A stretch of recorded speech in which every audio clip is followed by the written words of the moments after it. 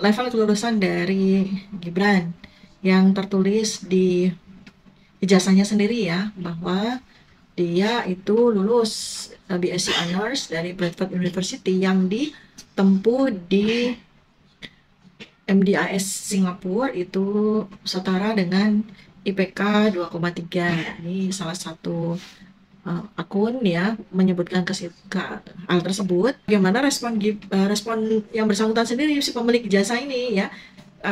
Anda bisa cek ya. Jadi dia mengatakan ketika ditanyakan oleh wartawan bahwa netizen itu mempertanyakan tentang IPK dia yang hanya 2,3 gitu. Nah, dia balik bertanya, ya 2,3 itu menurut siapa? Nggak tahu saya.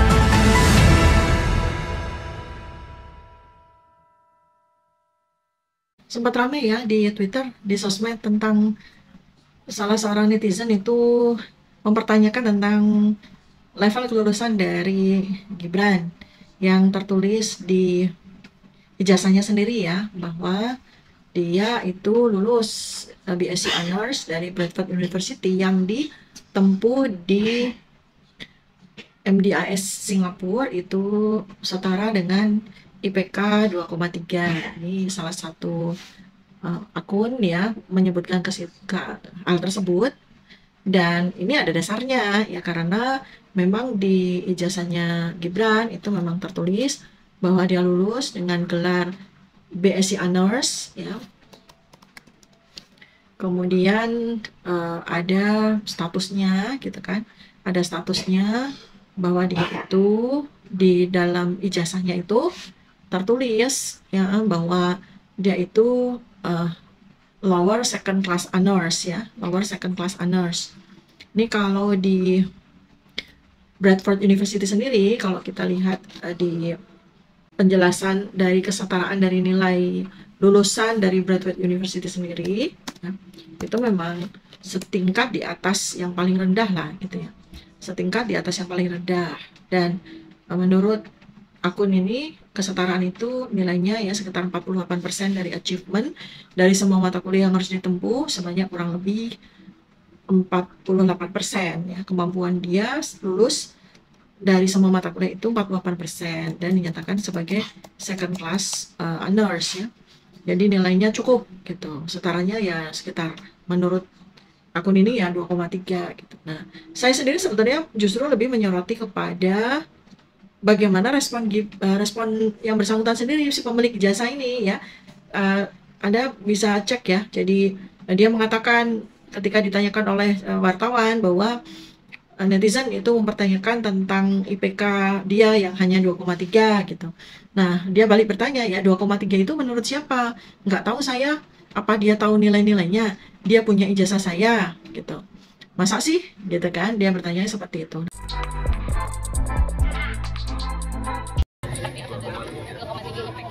Itu menurut siapa? Dari netizen itu viral. Apa monitor atau gimana? Nggak tahu. Apa dia tahu nilai-nilainya? Jadi jika sama itu kan di info sini di cerita tersebut dan dia memberi Dia punya penjelasan ijazah saya di pasien itu ada ijazah. 2,3. Kalau dikonversi di Indonesia setara dengan IPK 2,3 mas. Jadi ada apa-apa lagi ya? Terima kasih untuk masukannya ya. Ini adalah suatu pertanyaan yang menurut saya juga sangat mengherankan ya. Karena apa?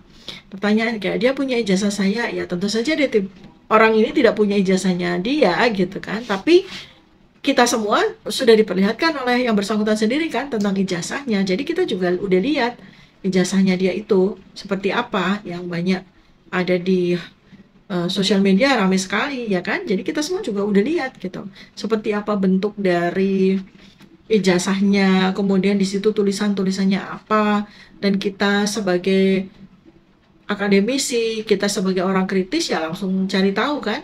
Pertama, kenapa kok dia bisa dapat ijazah Inggris ya, padahal dia sekolah atau kuliah di Singapura.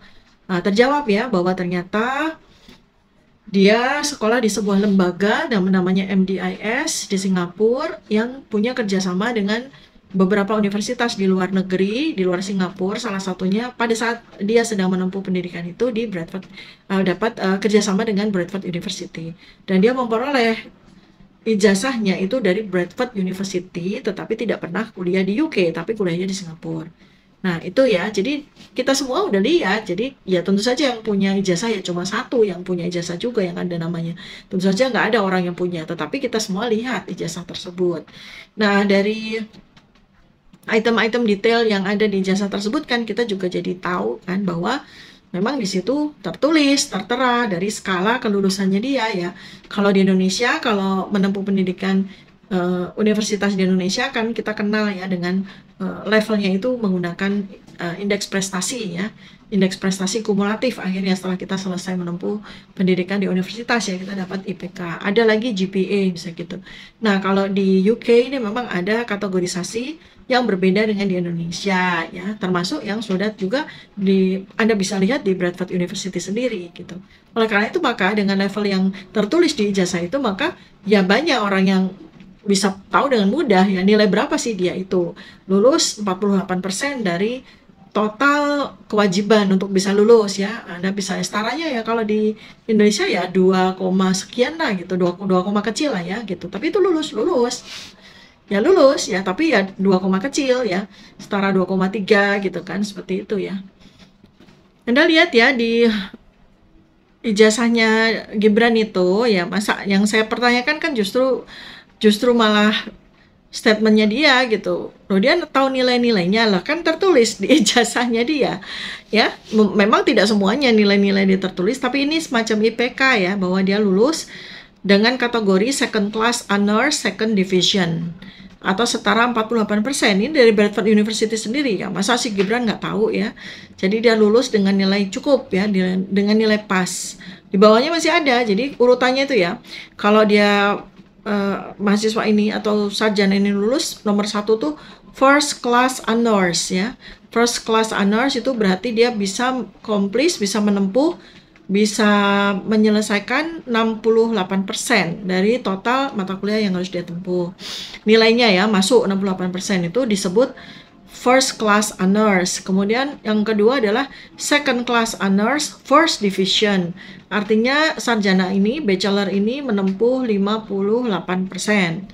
Disebut second class honors. Nah, Gibran itu mendapatkan strata second class honors second division. Ini yang nomor 3. Jadi dia menempuh, berhasil menyelesaikan, mendapatkan nilai 48% dari total mata kuliah yang dia menjadi kewajibannya dia untuk lulus. Terakhir itu adalah third class, below 48%. Nah, ini berarti nggak tahu nih apakah dikategorikan lulus atau enggak ya. Nah, jadi kalau kita lihat sekali lagi ya, Gibran ini lulus dengan C gitu ya, rata-rata ya. Kalau C di Indonesia kan antara 2,0 sampai 2,49 ya. Nah, jadi bolehlah kalau disebut 2,3 ya kan diantaranya. Kan dia juga nggak bilang kalau dia lulus 2,0 ya, jadi setara 2,3. Jadi itu make sense. Nilai IPK setara di second class honor second division itu 2,3 itu make sense ya. Jadi yang justru saya pertanyakan malah kok yang bersangkutan nggak tahu detailnya ya, nggak tahu detail dari nilainya dia ketika lulus. Jelas ini sumbernya. Nah, sekali lagi nih kembali ya kepada kita semua, kepada Anda semuanya. Kita kan sekarang itu membutuhkan pemimpin yang terbaik yang akan mengawal Indonesia, yang katanya akan menuju kepada Indonesia Emas 2045. Sementara 70% dari jumlah total penduduk itu adalah generasi Z, milenial, yang tentu saja sangat membutuhkan sosok role model yang kepada dia ya, role model itu generasi milenial kita, Gen Z kita akan melihat seperti apa masa depan dari bangsa ini ya. Nah, tentu saja ya mereka sangat membutuhkan seorang sosok role model yang memang betul-betul mumpuni. Jadi bukan yang sarjananya itu, bukan saya bilang punya ijazah palsu ya, tapi kesarjanaannya itu ternyata dengan grade yang begitu rendah ya, hanya cukup aja. Kemudian juga tidak menempuh di universitas yang bersangkutan, tetapi menempuh pada sebuah lembaga. Dan supaya Anda tahu, kalau rating dari MDI Singapura ya, kalau kita lihat reviewnya itu hanya 2,4 reviewnya dari 5, dari skala 5, 2,4 dari skala 5, jauh dari memuaskan ya. Ini juga sekali lagi buat para orang tua di Indonesia yang punya anak-anak milenial, Gen Z. Anda kalau mau menyekolahkan anak Anda, menguliahkan anak Anda di luar negeri, sekali lagi lihat apakah anak Anda memang punya kemampuan, apakah intelektualitasnya, intelijensinya itu memang cukup untuk bisa mendapatkan sekolah yang terbaik, universitas yang terbaik. Jangan jadi korban dari sistem atau lembaga yang ternyata bahkan hasil reviewnya sendiri juga amat sangat rendah ya, 2,4 dari 5, itu kan berarti rendah sekali. Dan lembaga ini MDIS ya, ketika waktu itu mengeluarkan ijazah ya BSc dari Bradford University, setelah kita lihat Bradford University itu juga ranking dunianya juga rendah sekali ya, jauh di bawah ranking dari universitas-universitas negeri ternama di Indonesia. Jadi kenapa harus menempuh kuliah di sebuah lembaga yang reviewnya aja cuma 2,4, kemudian yang mengeluarkan ijazah ya dari universitas aslinya juga ranking dunianya juga sangat rendah ya. Jadi ini kalau bukan anak pejabat apalagi anak presiden, mana mungkin ini bisa bertarung di dalam kancah pertarungan untuk mendapatkan posisi atau karir terbaik ini kalau pas-pasan begini ya gitu. Jadi sekali lagi ya, kita sangat ingin ada role model anak muda yang memang betul-betul capable, punya kapabilitas yang tinggi, intelijensinya tinggi, intelektualitasnya tinggi. Jadi dia dengan dirinya sendiri, dengan kemampuannya sendiri, dia bisa bertarung dan dia bisa menang, bukan karena orang tuanya.